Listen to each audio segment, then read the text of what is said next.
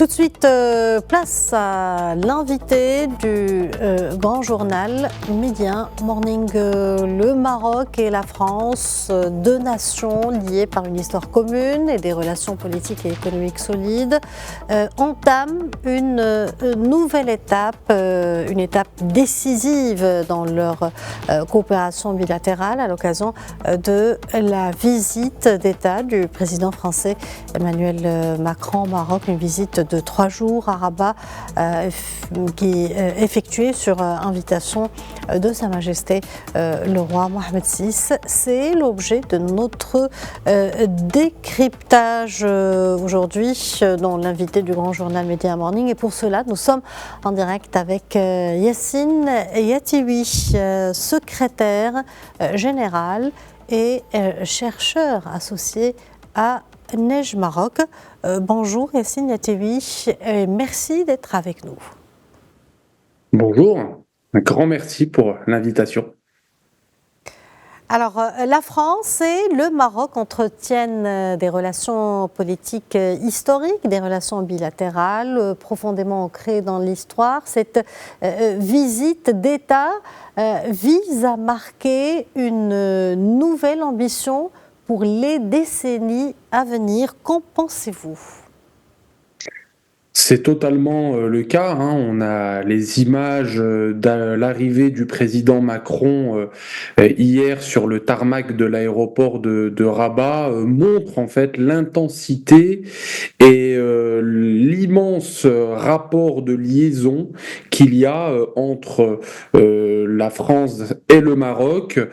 C'est une nouvelle ère désormais de coopération multidimensionnelle que la France désormais va avoir avec le Royaume. Multidimensionnel déjà au niveau de la mobilité. On peut voir que le projet d'extension LGV entre Kenitra et Marrakech a été remporté par Alstom. C'est l'un des 22 accords qui ont été signés hier. Et donc la France en fait gagne face à la concurrence des grands pays asiatiques dont la Chine, l'Inde et la Corée du Sud.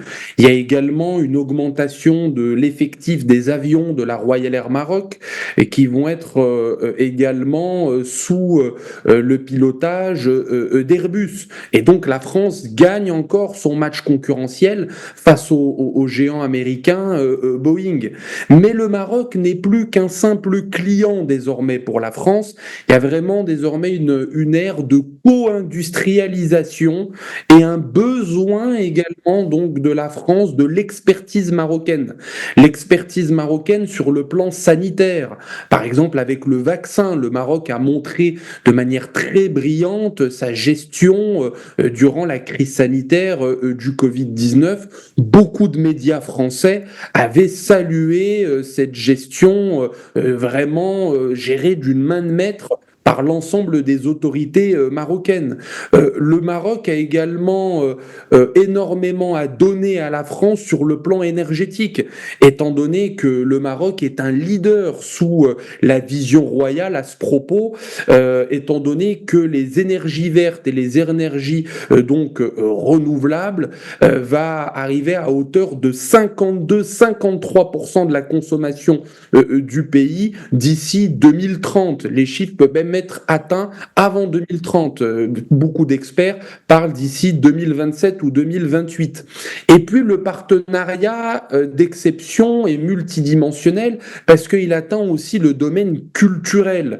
Les nombreux instituts français qui existent au sein du Royaume, les lycées français aussi, et toute la branche culturelle avec la visite également et la présence de Rachida Dati, ministre de la Culture, montre qu'il va avoir énormément aussi d'accords et un travail de fond pour la sauvegarde, pour le rayonnement du patrimoine marocain à l'échelle internationale. Puis il ne faut pas oublier également que le Maroc aussi est présent sur le territoire français avec la branche de l'université Mohamed VI Polytechnique qui a créé une antenne très récente à Paris. Donc cela montre que désormais ce n'est plus un partenariat partenariat où la France a un certain leadership. Non, désormais c'est deux puissances d'égal à égal qui négocient afin d'amener une nouvelle ère qui va installer des relations amicales et intenses pour les prochaines décennies entre ces deux grands pays. Sur le plan diplomatique, la visite actuelle du président français au Maroc s'inscrit dans un contexte nouveau, celui du soutien affiché de la France au plan d'autonomie marocain qui conforte la souveraineté marocaine sur ces provinces du Sud. Pouvez-vous nous en parler ? C'est une dimension très importante de cette visite présidentielle, c'est désormais la reconnaissance pleine, entière, totale de la marocanité du Sahara par les institutions françaises.